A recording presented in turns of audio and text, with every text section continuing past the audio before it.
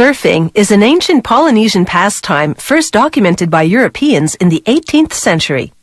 In the 1920s, the sport spread from Hawaii to the beaches of California. Back then, surfboards were made of solid wood. Today, they're made of lightweight synthetic materials.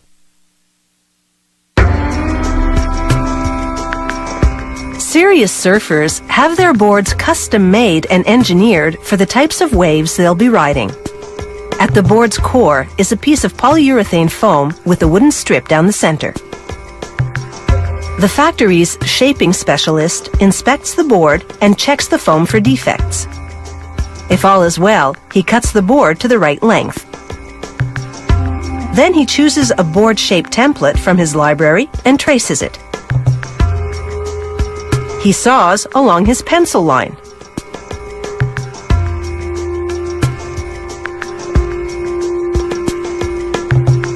Using a planer, he refines this starting shape to the customer's specifications.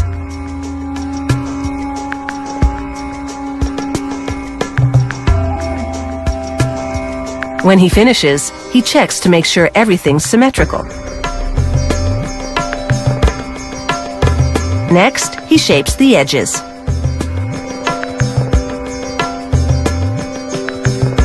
With a power sander, he flattens and smooths out the surface, then follows with a fine sanding by hand. Before releasing the foam core to the next department, he checks the dimensions, thickness, contours, and the smoothness.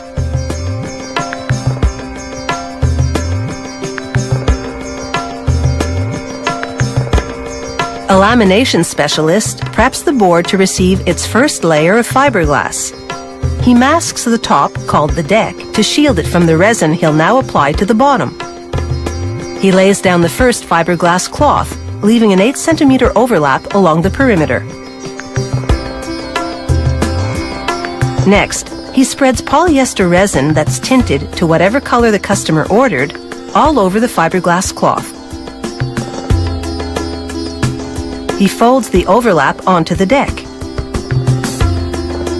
then grinds the corners flat. He flips the board deck side up and trims the overlap. Next, he covers the deck in 2 layers of fiberglass.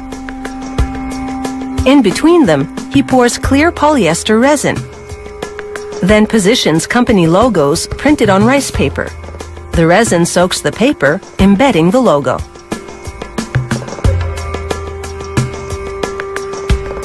Then, another layer of resin-coated fiberglass. Once that dries, he applies yet another coat of resin on both sides of the board. Using a router and template, he cuts a hole for the box that'll hold the surfboard's fin.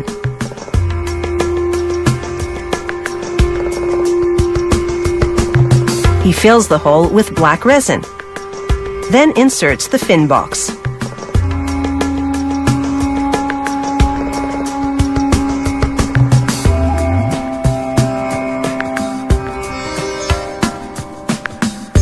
Now a sanding specialist takes over.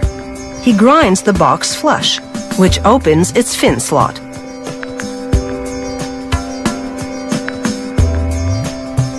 Then he gives the board an overall sanding to smooth the surface. Next stop is the paint room. The painter uses masking tape and an acrylic paint pen to decorate the surfboard with black pin lines. Once they dry, he masks the board and airbrushes in a white pin line. Once dry, he applies a finishing coat of resin over the entire board.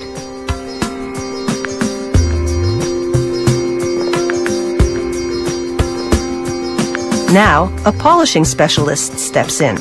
After a fine sanding, he buffs the entire board with polishing compound, producing a slick, high-gloss finish.